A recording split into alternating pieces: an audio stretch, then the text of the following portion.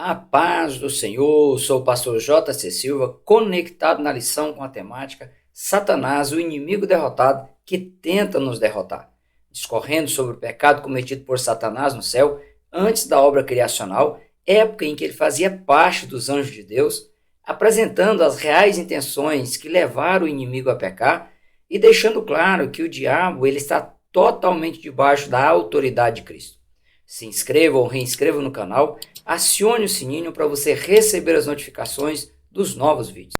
Suas interações classificam o vídeo como interessante e geram impulsionamento para ele aparecer nas pesquisas sugerido a muitas outras pessoas. Faça o seu investimento financeiro no meu ministério através do Pix e-mail jcsilvagna@gmail.com. Deus fará florescer a sua semente de maneira transbordante. O texto bíblico da lição de hoje ele está em Isaías capítulo 14, versículos 12 a 15, onde relata a queda de Lúcifer do reino celestial, momento em que o inimigo, juntamente com a terça parte dos anjos que o seguiram, foram lançados no inferno, cujo termo hebraico utilizado nesse texto é Sheol, numa alusão ao mundo dos mortos, indicando que Lúcifer e seus súditos eles haviam morrido espiritualmente,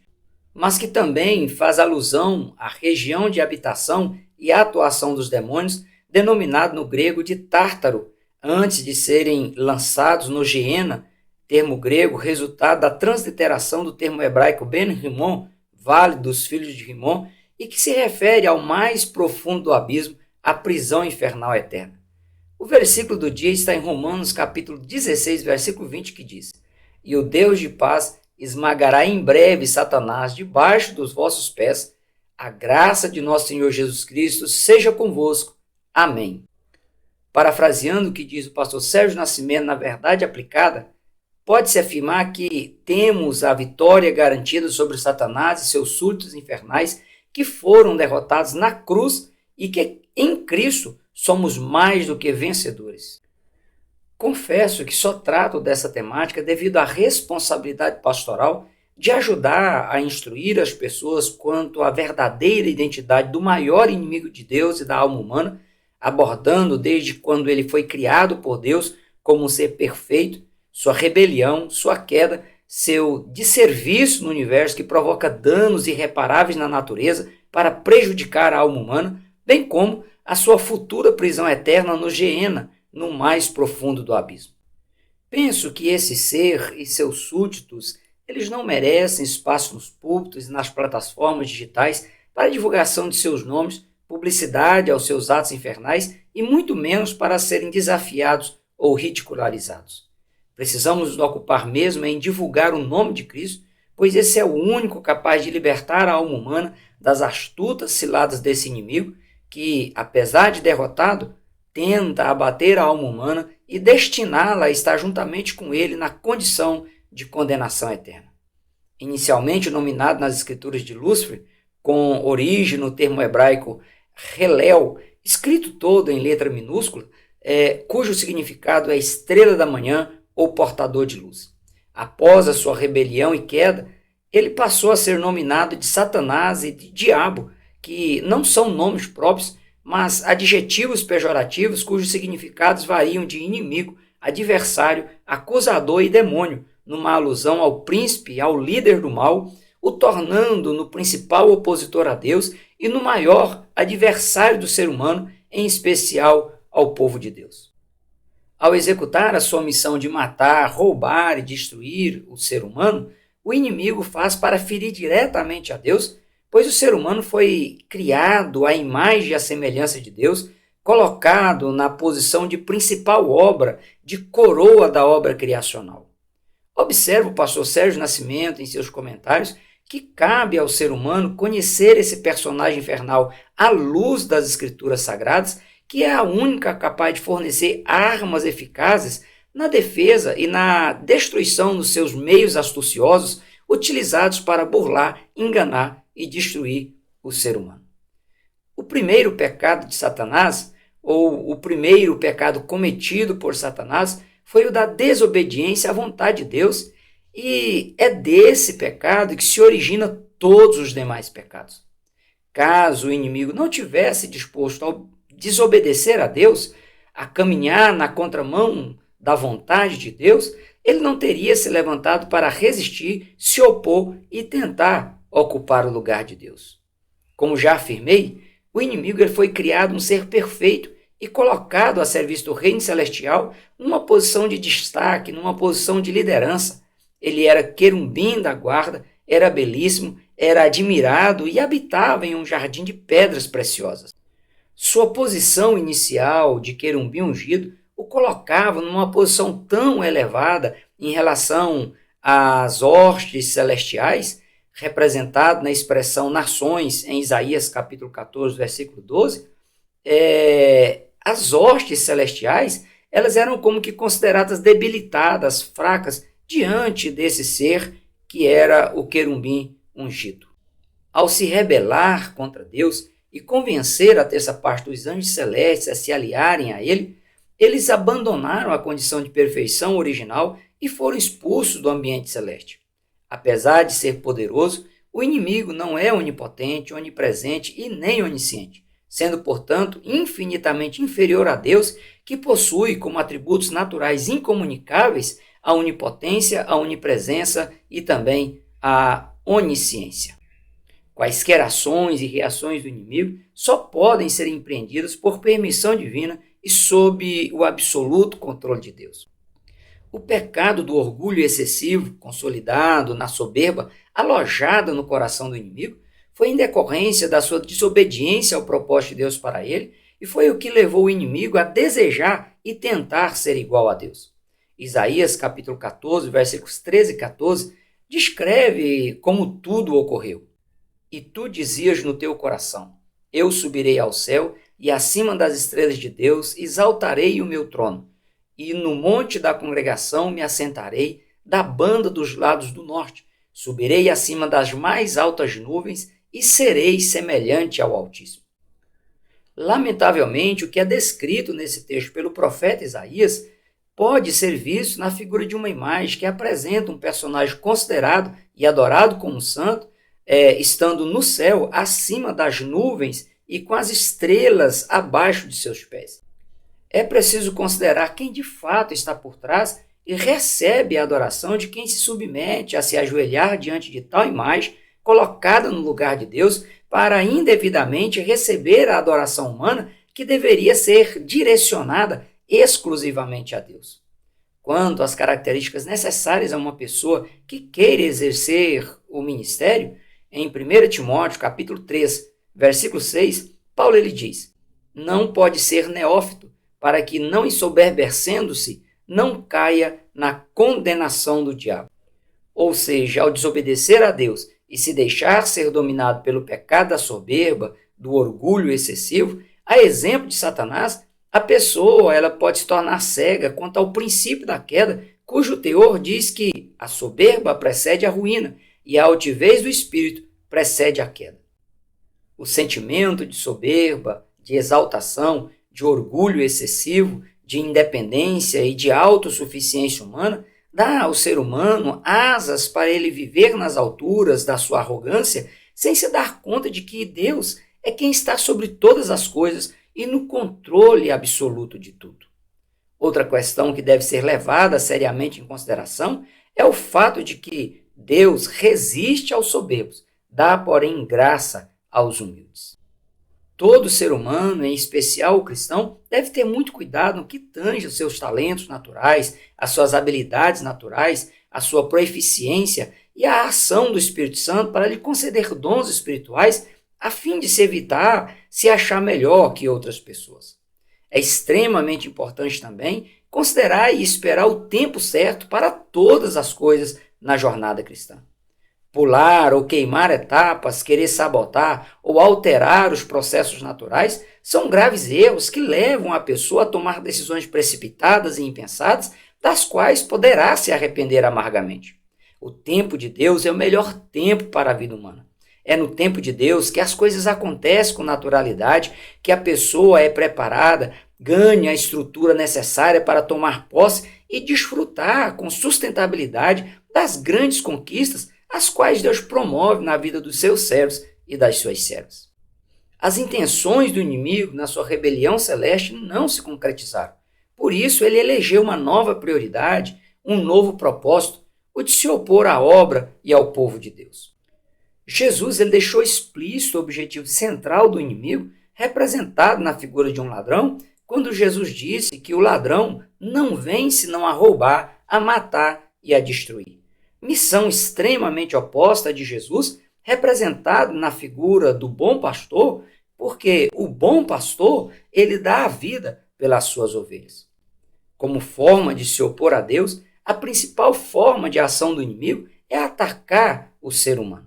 Desde que o ser humano foi criado por Deus e colocado no jardim do Éden, o inimigo tem trabalhado arduamente para cumprir a sua missão infernal e começou matando o ser humano no sentido espiritual ao iludi-lo a romper a sua comunhão com Deus, fazendo com que o ser humano fosse submetido à degradação e à morte física. O maior objetivo do inimigo é fazer com que o ser humano responda negativamente ao chamado de Deus para a salvação, se colocando assim na condição de condenação eterna.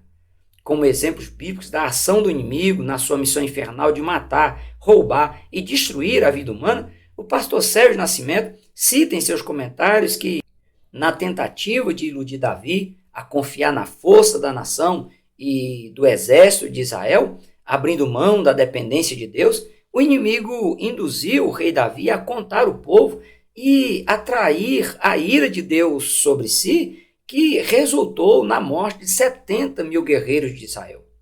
Injustamente, o inimigo acusou Jó diante de Deus e provocou a perca dos seus bens, dos seus empregados, dos seus filhos, da sua saúde, do seu prestígio e da sua honra. Levou ele a receber o atestado de incapacidade de convivência social e ainda fez com que Jó fosse acusado de ter pecado contra Deus pelos seus próprios amigos. Durante o período que Jesus ele esteve 40 dias em jejum no deserto, o inimigo tentou a se deixar sucumbir diante da debilitação física e abdicar-se de cumprir o seu ministério terreno, o que seria o fim trágico do plano divino de redenção da humanidade.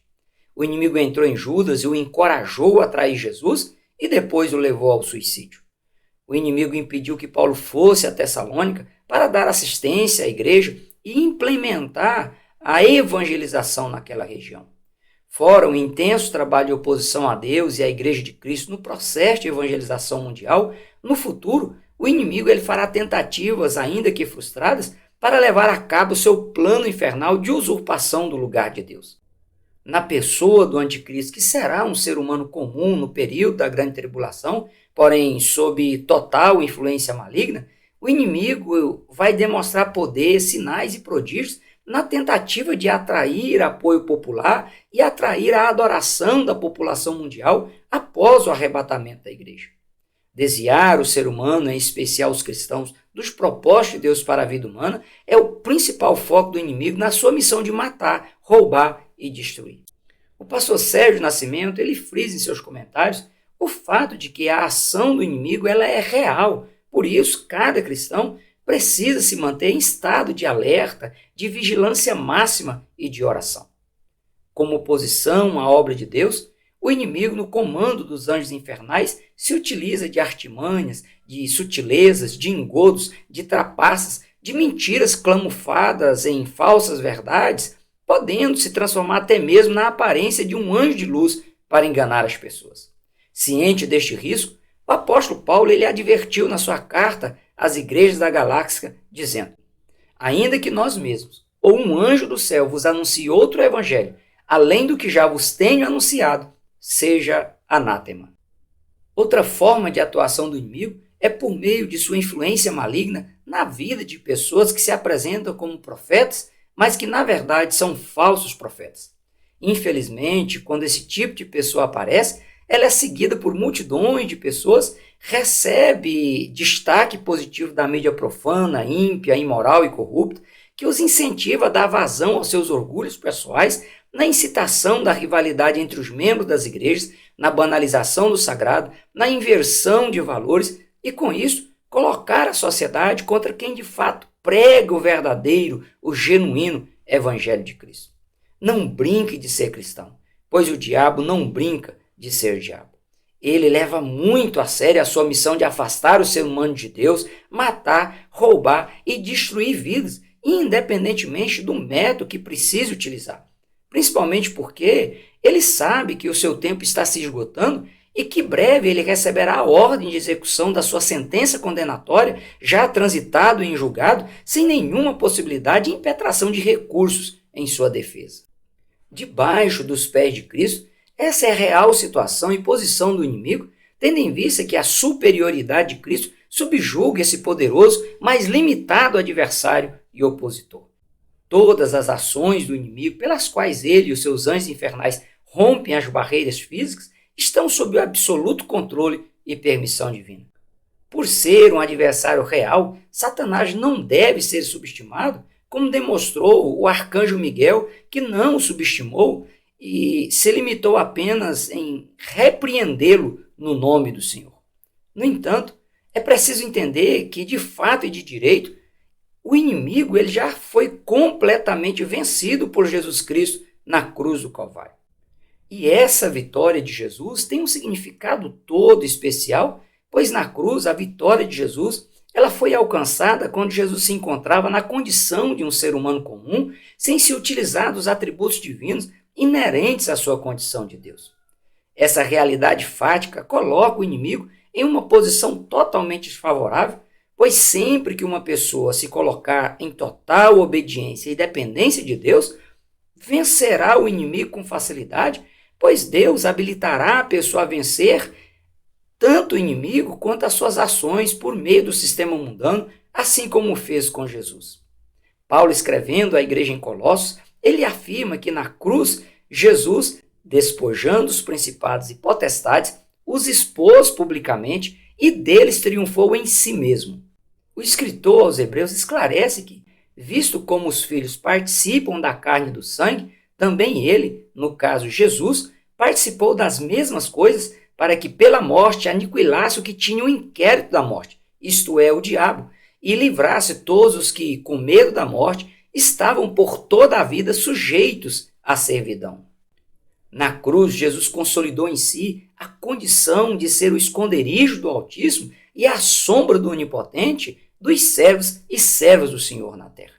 Para o cristão continuar na condição de mais do que vencedor em Cristo Jesus, o cristão precisa fortalecer no Senhor e na força do seu poder, se revestir de toda a armadura de Deus para estar firmes contra as astutas ciladas do diabo, os principados, as potestades, os príncipes das trevas deste século, as hostes espirituais da maldade nas regiões celestiais e depois de haver feito tudo, resistir no dia mau e permanecer firme. A vitória final, como já mencionado no decorrer desta reflexão bíblica, se dará no futuro e será a coroação final de todo o trabalho feito pelos servos e servas do Senhor ao longo da história da igreja cristã, que começou com os apóstolos que foram perseguidos, oprimidos e martirizados pelos judeus cegos quanto ao projeto de Deus para a redenção da humanidade e por povos pagãos que se fizeram, fazem e se farão inimigos da cruz de Cristo por meio de ataques internos nas igrejas, através de infiltração de heresias, da aculturação do evangelho, do relativismo religioso e do circunstancialismo teológico e moral, como também por meio de ataques externos com a inversão de valores, a banalização do sagrado, o hedonismo, a imposição e a supervalorização de ideologias profanas, imorais e corruptas. Mesmo sendo um mentor espiritual e intelectual desses ataques a Deus e ao seu povo, e atuando como príncipe, como regente do sistema mundano, rodeando e passeando pela terra, bramando como o leão, buscando a quem possa tragar, o inimigo ele perderá o seu posto no momento em que Cristo o derrotar na batalha do Armagedon e ao final do reino milenial. Naquele grande dia, sua autoridade temporária e a sua atuação na oposição contra Deus e seu povo será terminantemente cessada. Cuidado com o fascínio pelo nome de Lúcifer, estrelado em filmes e também em séries de terror. Cuidado com a banalização do sagrado, com a inversão de valores, com o hedonismo, com o relativismo religioso e com o circunstancialismo teológico inconsequente, pois o inimigo, por ser legalista, ele só age se tiver permissão divina, mediante legalidade dada pela pessoa, através do seu estilo de vida, suas preferências pessoais, suas atitudes, suas ações e reações.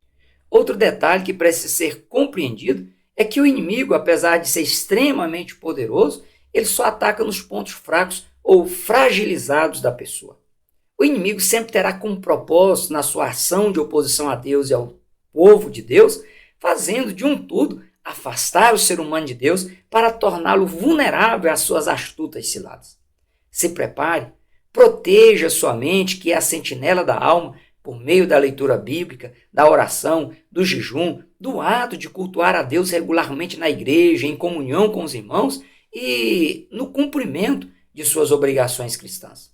Peça a Deus em oração para ter condições de se manter humilde na absoluta dependência de Deus, para evitar cair na cilada do diabo por meio do pecado da soberba, do orgulho excessivo.